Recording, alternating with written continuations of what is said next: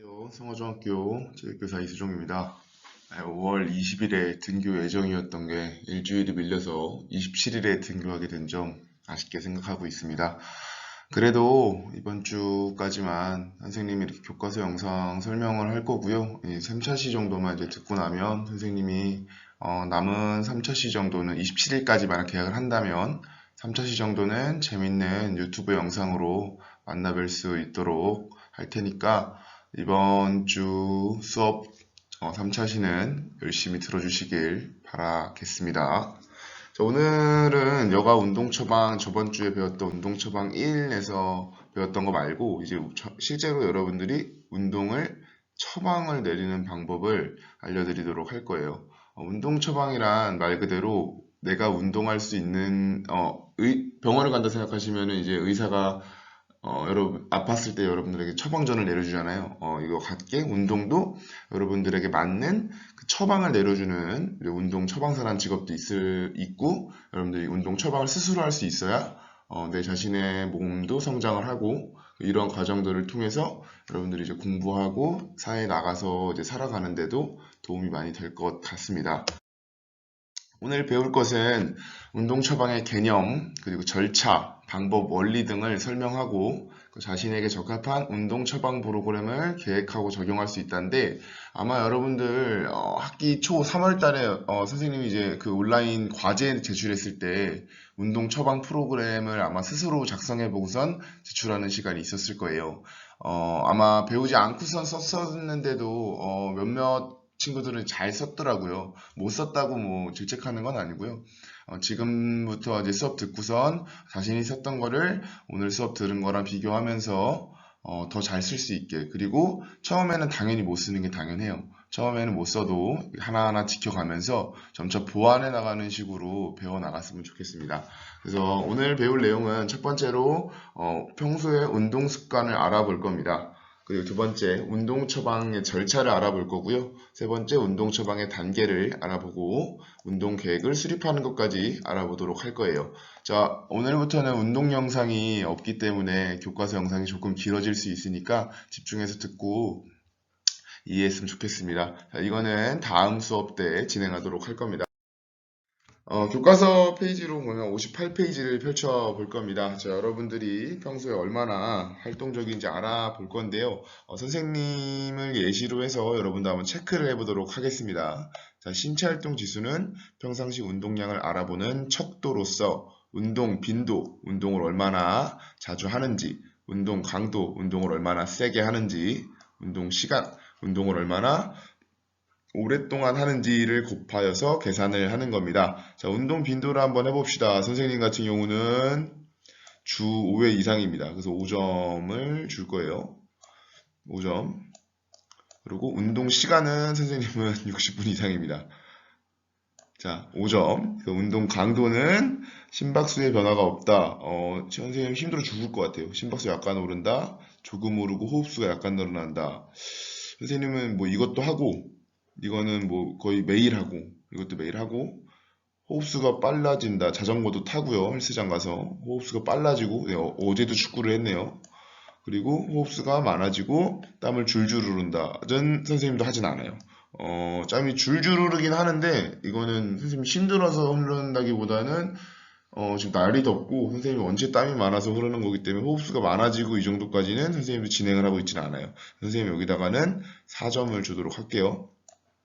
그래서 운동 빈도 같은 경우는 5점, 운동 시간 같은 경우도 5점, 운동 강도는 4점을 줄게요. 그렇게 해서 곱하게 되면 25 곱하기 4는 100점입니다. 어우, 그게 100점인데. 100점을 맞았어요.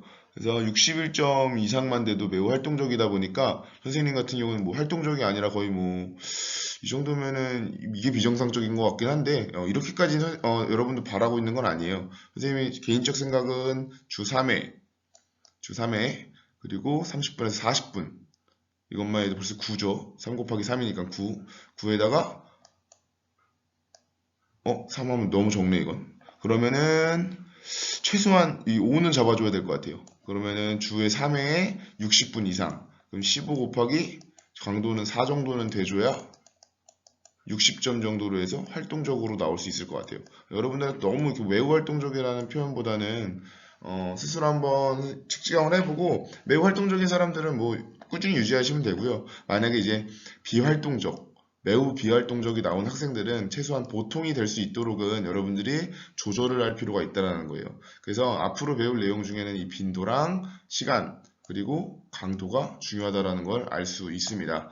두 번째 배울 점은 이제 59페이지 다음 페이지 펼쳐보면 운동 처방의 뜻과 절차가 나와 있는데 처방이란 과학적인 검사와 측정을 통해서 개인의 건강 상태와 체력 수준을 알아보고 지금 알아본 게 네, 물론 과학적인 검사는 아니었지만 어쨌든 어떤 검사와 측정을 통해서 여러분의 체력 수준을 알아보는 거예요. 그 다음에 여러분들이 만약 매우 비활동적이라면 어떤 운동을 선택해서 운동 방법을 제시할 건지 여러분들이 그런 거를 처방을 받아보는 거예요. 그 다음에 그 절차에 대해서 알아볼 건데 첫 번째는 당연히 이제 준비 단계가 있어요.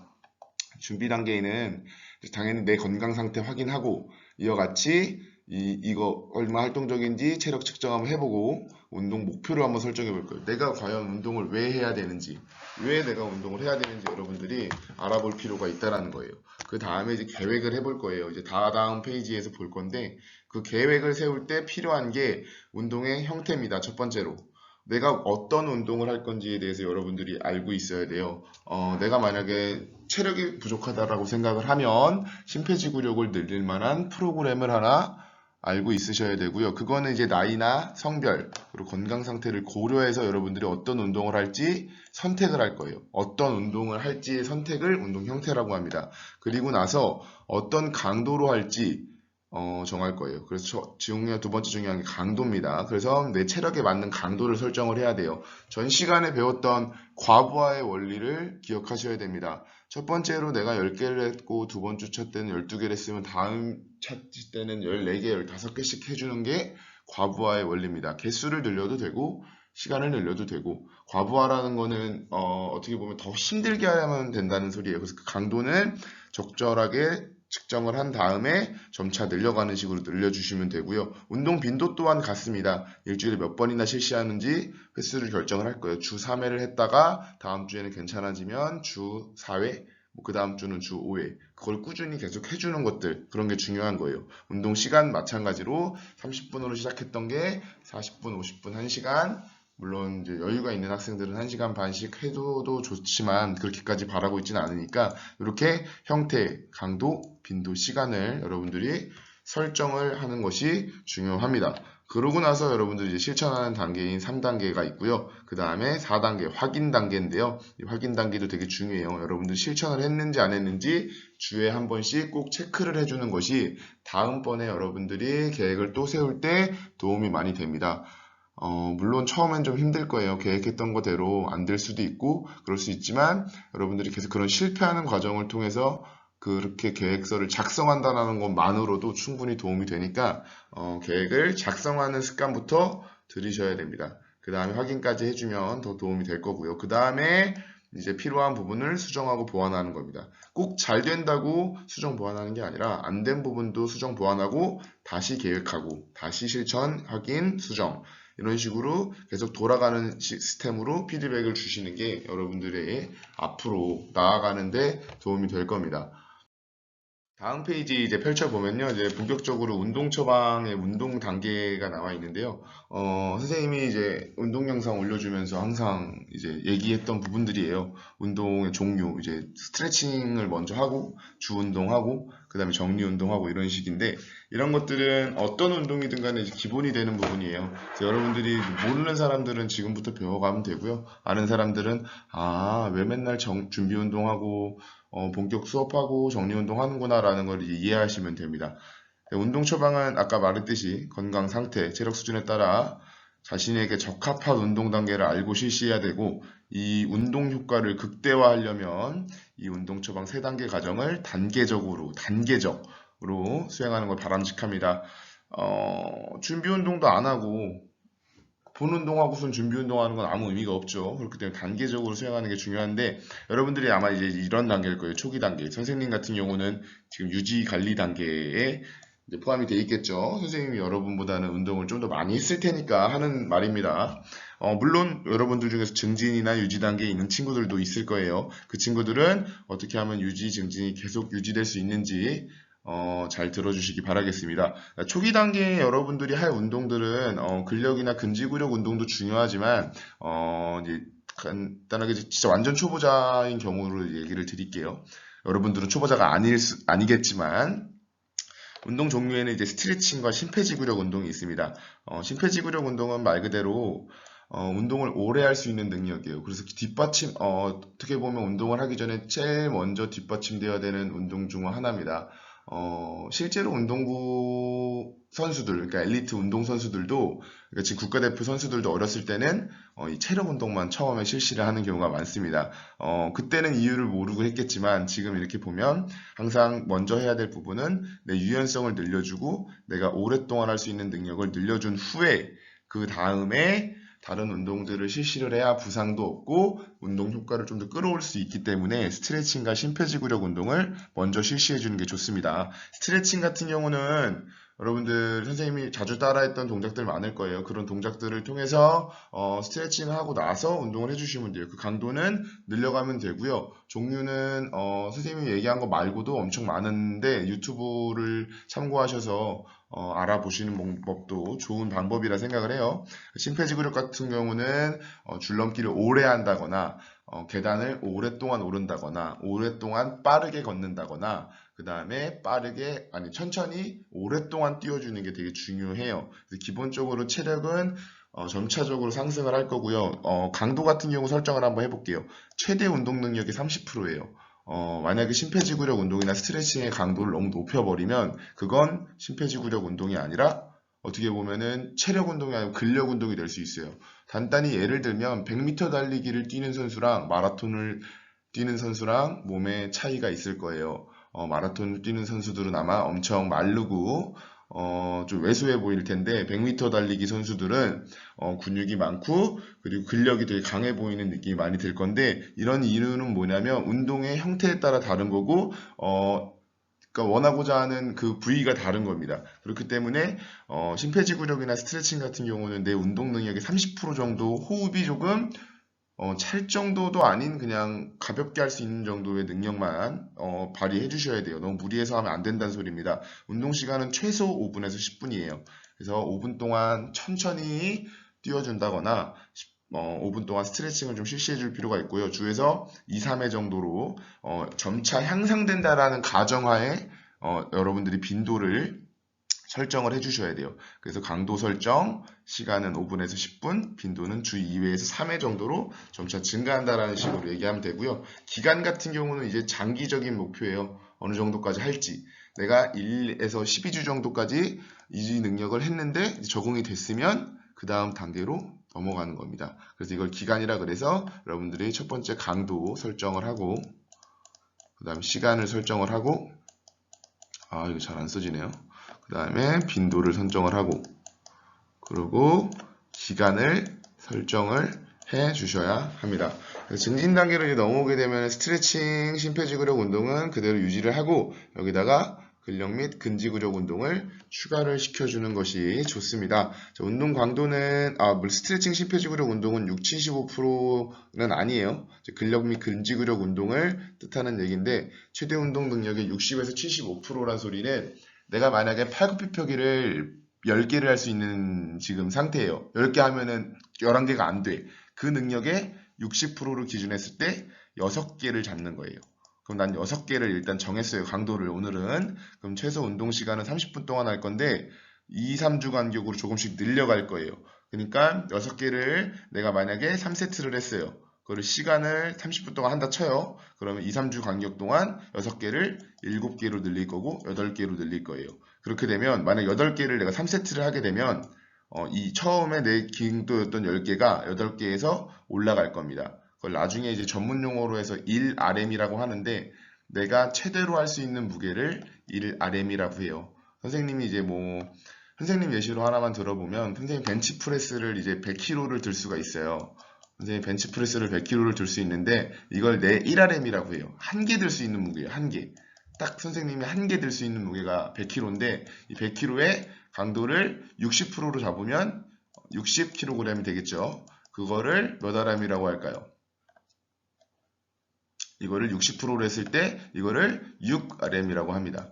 그래서 선생님이 6개를 반복할 수 있는 이거를 6개를 반복할 수 있는 무게예요. 이 무게를 늘려주면 당연히 한 개 들 수 있는 무게도 늘어나겠죠. 그렇게 해서 기간을 12주에서 24주, 이건 너무 길게 나와 있긴 한데 오랫동안 지속해서 과부하의 원리를 통해서 늘려가주면, 조금씩 늘려가주면 내 강도가 올라갈 거라는 거예요. 그러면 근력 및 근지구력 운동이 될 거라는 얘기입니다. 그래서 빈도는 주에서 3회 정도로 이상으로 해주시면 되고요. 유지 단계로 들어갔을 때 체력 유지가 목적이고 재밌는 여러 가지 활동을 통해서 여러분들이 초기랑 증진 단계에서 했던 것들을 유지해 주시면 됩니다. 그래서 이렇게 유지 단계가 되면 어느 정도 신체의 변화가 많이 왔을 거예요. 내가 즐길 수도 있고, 그리고 내가 하고 싶을 때 할 수 있고, 그리고 못했을 때 대체로도 운동할 수 있는 그런 사람이 돼 있을 겁니다. 그렇기 때문에 처음부터 이렇게 유지 관리 단계인 사람은 많이 없을 텐데 초기 단계부터 시작을 해서 증진 단계로 넘어와서 유지 단계까지 될 수 있는 그런 사람이 되었으면 좋겠습니다. 그래서 기간 같은 경우는 체력 수준 목표에 도달한 후 운동을 시작한 지 6개월 정도인데 내 체력 수준이 내 어느 정도 목표까지 됐어요. 그리고 운동을 시작한 지 6개월 정도라는 말이 된 사람들을 이제 유지관리 단계라고 얘기를 하는 것 같아요. 그렇게 해서 다시 만약에 이거를 만약에 못했어요. 계속 꾸준히 못했어. 그러면 다시 우리 초기 단계로 돌아가서 따라와 주면 돼요. 선생님 같은 경우도 매일 평생 운동하지는 않았어요. 군대 다녀와서 이제 임용고시 보고 여러분들 수업 가르치고 나서 이제 운동을 조금 많이 줄었어요. 예전보다는. 이제 뭐 나이도 좀 들었고, 그리고 좀 살이 찌고 이러다 보니까 한순간에 좀 실수로 살이 쪄버리니까 선생님이 원래 하고 있던 운동 강도가 너무 떨어진 거예요. 그래서 선생님이 이번 1월 달부터 운동을 제대로 시작했는데, 그땐 벤치프레스 50kg 하는 것도 힘들었어요. 그래서 선생님도 이렇게 여러분들처럼 계획을 세우고 증진하고 유지하다 보니까 지금은 어느 정도 선까지 강도가 올라갔기 때문에 지금 운동 능력이 이렇게 된 거라고 생각을 해요.